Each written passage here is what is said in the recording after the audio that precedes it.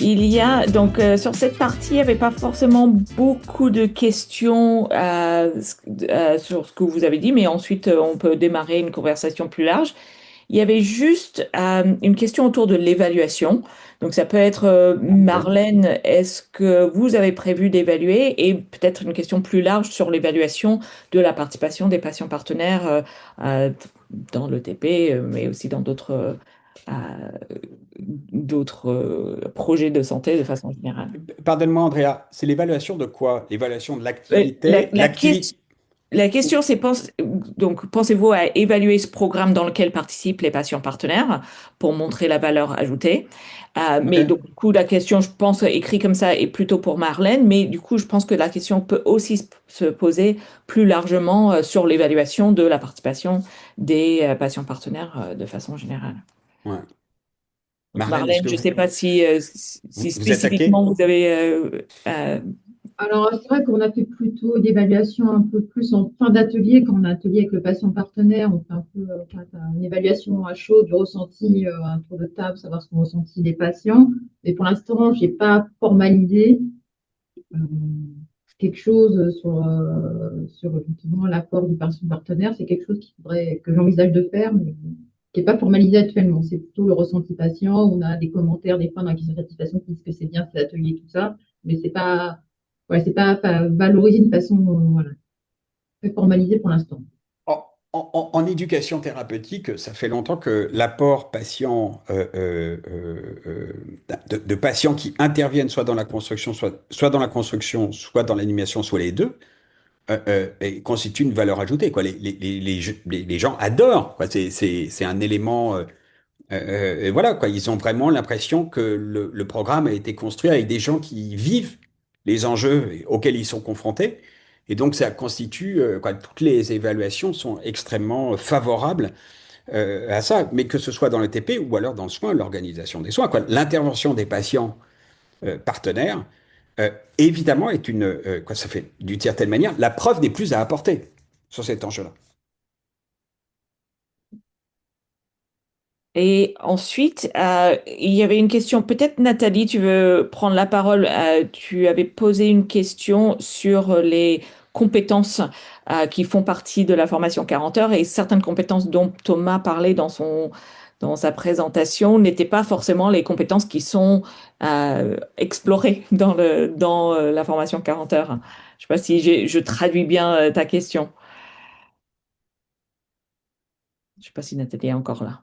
Est-ce que Nathalie est encore là? Oui, non, non, mais tout à fait. Parce que, en fait, enfin, moi, j'en ai fait deux, hein, des formations 40 heures. Je suis une patiente. Et honnêtement, les compétences essentielles, à mon avis, pour euh, soutenir les patients et les professionnels dans un atelier ou par ailleurs, c'est pas forcément le fond de la formation des 40 heures, hein. Hmm. Moi, honnêtement, j'ai été assez déçue par le contenu. C'est pour ça qu'au pôle ETP, on avait essayé de faire un truc un peu plus sympa et plus probant euh, Ouais. que le reste. Mais moi, j'avais une autre question, pardon, que j'avais posée pour Marlène, avant, donc j'en profite, hein. C'est, vous avez dit, Marlène, que il fallait évidemment que les patients ne fassent plus partie du programme ETP pour être patients partenaires. Et ça, je comprends pas, parce que nous, justement, on fait très attention à ce que les patients intervenants, partenaires, experts, je sais pas quoi, ressources, comme on veut, quand ils participent et quand ils co-animent un atelier, ils ont aussi leur parole, ils sont aussi participants. Et c'est justement abattre cette barrière entre animateurs et participants qui, à mon avis, est l'une des plus-values de nos interventions. Voilà. Donc, je voulais savoir pourquoi vous aviez dit ça. En fait, parce que nous, enfin, quand on échange avec nos patients, en tout cas, ils disaient une fois qu'ils animent, ils ne soient pas retournés dans un groupe d'atelier, en fait. Ils se sentent une autre position. Et moi, c'est parce que nos patients, ils avaient déjà fait le tour de nos programmes éducatifs. On arrivait en fin de programme. De toute façon, on n'avait plus trop dans notre programme de choses à leur porter. C'est pour ça. Quand ils sont patients partenaires, ils ont déjà fait le tour de nos programmes. Ils sont restés en moyenne entre 1 et 2 ans. Ils ont fait le tour de ce qu'on leur proposait, en tout cas au niveau contenu éducatif. Moi, je peux ajouter à ce que tu dis. D'abord, sur la première chose, je suis assez d'accord avec vous, Nathalie, sur au fond, la formation caractère, elle permet pas d'explorer l'enjeu, au fond, du partenariat, parce qu'elles n'ont pas été conçues comme ça aussi. Et donc, le fait est, c'est qu'il y a un vrai je pense quand tes formations sont conçues, pas 40 heures, sont conçues avec des patients, l'enjeu du partenariat et de la place des patients par rapport aux professionnels de santé, sur comment soutenir aussi d'autres patients, etc., elle est beaucoup plus poussée, évidemment. Et moi, j'ai une expérience dans ce domaine, à la fois au pôle et puis dans ma propre domaine qui est l'hémophilie, puisqu'on forme, nous, notre communauté aux 40 heures. Eh ben, c'est un point essentiel qui est abordé au moment de la formation. Et puis, pour vous donner aussi un peu d'eau à votre moulin, Nathalie, récemment, on a eu un patient intervenant qui est en cours de formation au sein de notre association, en tant que patient, chez nous, on les appelle ressources, voilà, patient ressources, et qui est passé pour certains ateliers, il était soit animateur, soit il est passé à un moment donné participant. Parce que ce point-là, il voulait l'explorer sur le plan du participant. Mais c'est lié à un contexte, c'est-à-dire que d'une certaine manière, auparavant, il n'avait pas jamais suivi ce type d'atelier. Et il a co-créé d'ailleurs avec nous. Mais en fond, il pensait que sa place en tant que participant était bien plus utile qu'en tant qu'animateur. Donc, à mon avis, il n'y a pas toujours d'interdit, mais la raison qu'a invoquée Marlène, je trouve qu'elle est très justifiée. Au fond, on n'avait plus rien à leur apprendre de notre côté. Donc, c'est ce qui justifie peut-être cette place-là. Donc, il n'y a pas d'interdit. Ce que je veux dire, c'est qu'il n'y a pas forcément d'interdit. On peut être à un moment donné animateur, et puis à un moment donné, et c'est les circonstances qui peuvent jouer. Voilà. D'ailleurs, oui, voilà, non, c'est tout. Il y a plusieurs questions autour du statut du patient partenaire. Est-ce que c'est quelque chose qui est formalisé? Donc, et ça va jusqu'à est-ce qu'il peut y avoir un VAE? Donc aujourd'hui, comme il n'y a pas de statut exact, mais je ne sais pas si Marlène, peut-être de ton côté, est-ce que ça pose problème qu'il n'y a pas de statut spécifique pour les patients partenaires? Et Thomas, tu peux répondre peut-être plus largement. Moi, pour le moment, en tout cas, ça n'a pas posé souci de mon côté. Je, je pense que c'est bien pour ça d'ailleurs, je pense que la HAS va poser un peu le cadre d'intervention des patients partenaires. C'est parce que l'enjeu du statut du cadre n'est pas encore posé et que ce cadre, à mon avis, peut être rassurant pour à la fois les établissements et les patients partenaires eux-mêmes. Sachant que les gens n'ont pas attendu, je dirais, que la HAS se détermine pour essayer de poser des cadres avec une charte d'intervention, par exemple. La PHP en fait, Manes en fait. Moi, j'ai négocié une charte d'intervention avec la PHP pour les propres patients atteints d'hémophilie qui intervenaient dans ce cadre, avec l'hôpital Bicêtre en l'occurrence. Donc, on peut, je veux dire, le cadre le cadre d'intervention peut tout à fait se poser. Il y a un enjeu de responsabilité, mais ça, c'est la capacité du mouvement aussi associatif à poser, et des professionnels à poser, par exemple, les enjeux d'assurance, les enjeux liés au transport, etc., etc., quoi, voilà. Et puis une question autour du mouvement du partenariat. La question dit, le mouvement du partenariat est régional, national et même international. Est-ce que la France est en retard? Et quand et enfin, à quel horizon réel les patients pourront espérer être rémunérés et partager leur expérience? Le bénévolat n'est pas possible pour tout le monde. Parce que ça fait écho aussi à d'autres commentaires qu'il y a eu dans le chat plus tôt sur cette question de comment est-ce qu'il est valorisé la participation du patient partenaire. Bah, en France, on a des superbes têtes de gondole, hein, si je puis m'exprimer sur le partenariat entre Alexandre Berkès. Il y a ici des gens qui sont des têtes de gondole. Je vais pas les nommer, mais il y a des gens dont le prénom commence par Lisa, sont vraiment des gens qui posent les enjeux. Il y a une réflexion très profonde sur ce qu'est le partenariat et comment il peut se développer encore aujourd'hui. Il y a donc. J'allais dire, je ne sais pas si on est en tête ou si on est en retard, mais disons que la réflexion est forte, la preuve, puisque la HAS se saisit de ce sujet et qu'elle considère que l'engagement patient est un élément majeur de l'amélioration de la qualité et de la sécurité des soins, et de plus en plus d'établissements réfléchissent alors, au fond comment je peux améliorer l'engagement patient. Donc j'aurais plutôt tendance à dire que c'est un sujet en vogue, Et c'est pour ça que ce webinaire sur l'enjeu de l'identification, mais pour faire quoi, était un peu posé aujourd'hui par le pôle. Et ensuite, sur la question bah, qui est proche aussi du statut sur la rémunération, Tiffany pourrait en témoigner tout comme moi sur le travail qui a été fait en 2025 sur le partenariat, la feuille de route du partenariat de l'Agence régionale de santé dans le cadre du projet régional de santé a montré évidemment que cet enjeu était important. Seulement, il ne peut pas y avoir de solution régionale ou d'un établissement ou etc. La solution, elle sera forcément nationale. Maintenant, les établissements peuvent quand même jouer en particulier sur les remboursements de frais. Ça peut être, je veux dire, la base. Voilà, ils peuvent créer des lignes budgétaires qui permettent ces remboursements, au moins que ça ne coûte rien. Et puis, il y a des possibilités d'indemnisation, alors qui ne sont pas forcément explorées ou que les gens ne souhaitent pas explorer, mais que les établissements ne souhaitent pas explorer. C'est pour ça que je pense que le travail sur cet enjeu de la rémunération doit se poser en termes de plaidoyer et en termes d'action nationale. Voilà. Et peut-être juste pour complémenter Thomas, on peut faire le lien avec le fait qu'il y avait aussi une étude qui avait été lancée par Sciences Po Lyon. Je ne sais pas si vous en avez eu. Oui, qui était lié au colloque international sur le partenariat qui avait eu lieu dans cet établissement, pardon, qui avait eu lieu à Lyon, pardon. Exactement, ouais. Et en fait, l'idée, bah, c'est juste pour rebondir sur ce que tu disais, c'était aussi de s'interroger sur le statut et la place des patients partenaires et donc d'amener une réflexion nationale sur déjà peut-être réfléchir à des statuts et ensuite justement pouvoir rémunérer, etc. en fonction des statuts.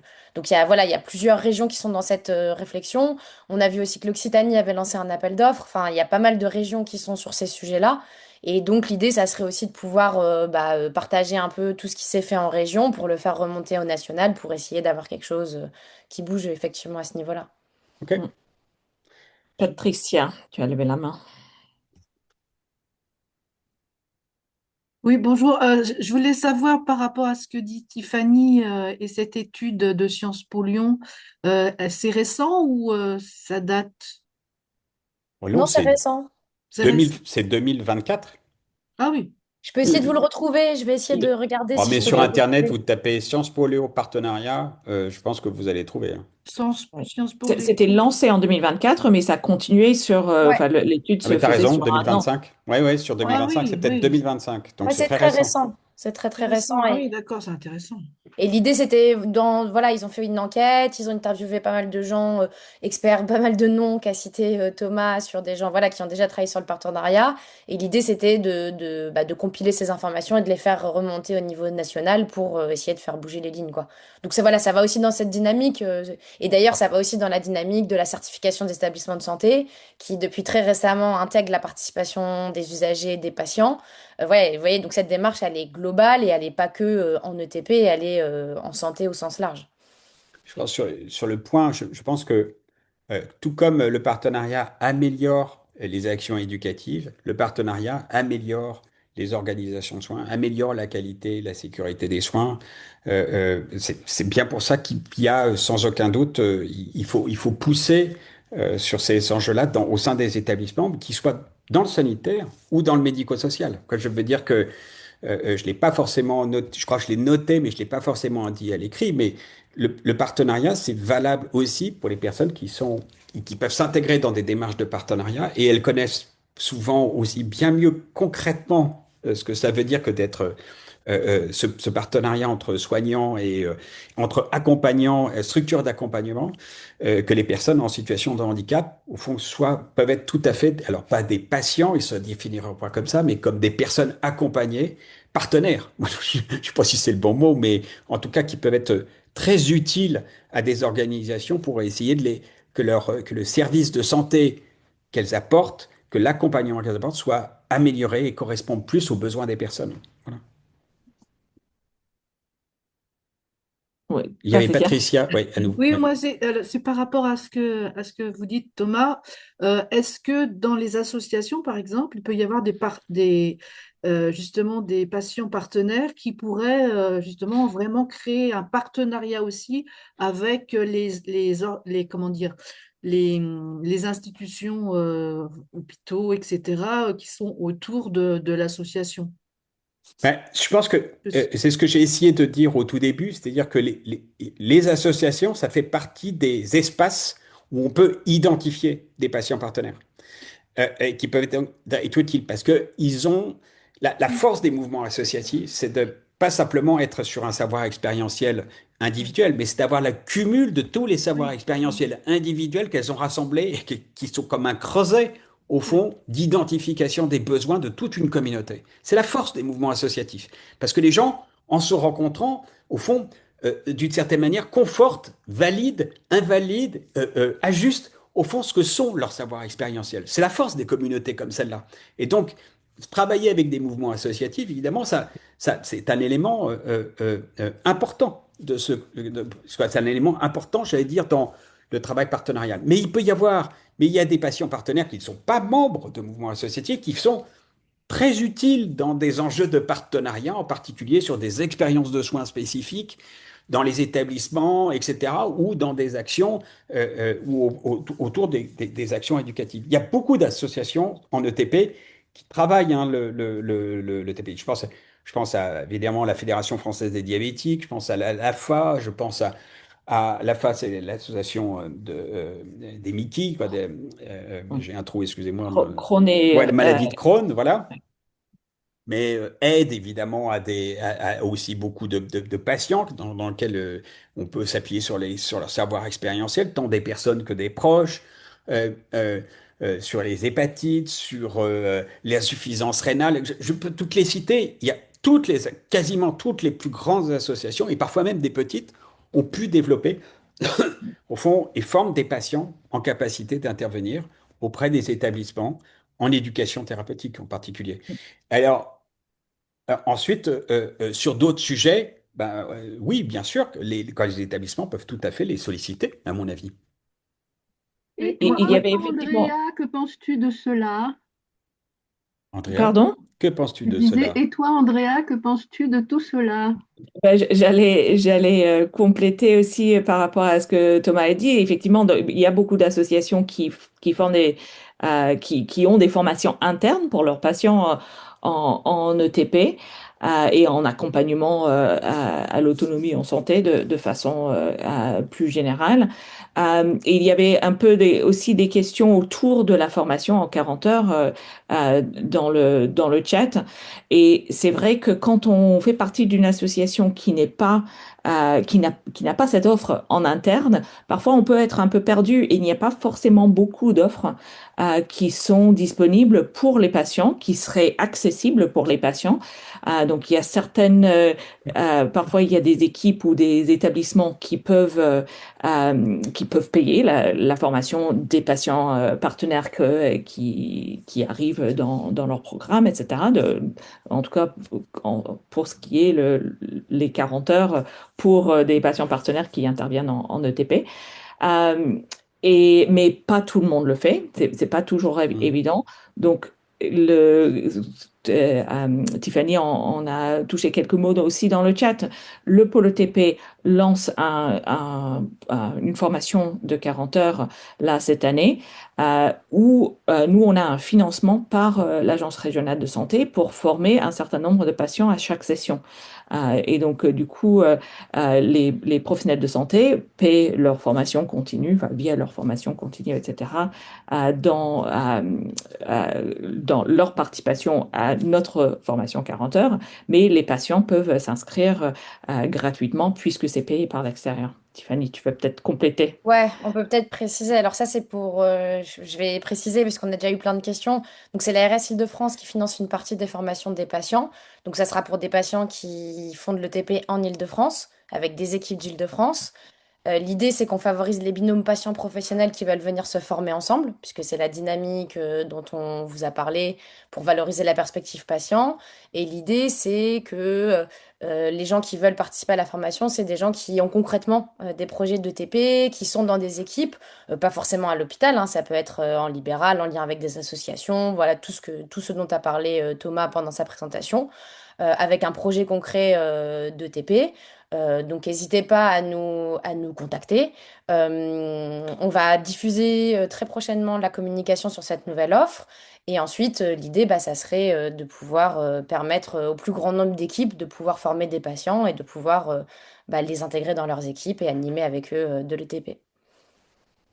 Je vois qu'il est 14 heures pile et comme on se promet de ne faire qu'une heure, on a mobilisé Marlène, Andrea et Tiffany. Marlène, on voulait vous remercier. Moi, je voulais vous remercier vraiment profondément parce que c'était magnifique de préparer de ce travail avec vous. C'était très simple.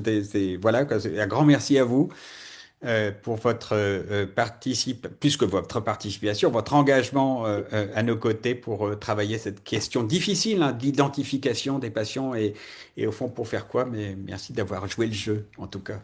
Et merci Andrea et Tiffany d'avoir si bien animé le webinaire, ce qui rend les choses hyper faciles pour Marie-Hélène et moi. Ouais, merci ouais, pour Merci à tous les tout participants. l'échange et puis Tiffany et Andrea pour tout ce qui est voilà, toute la gestion de webinaire.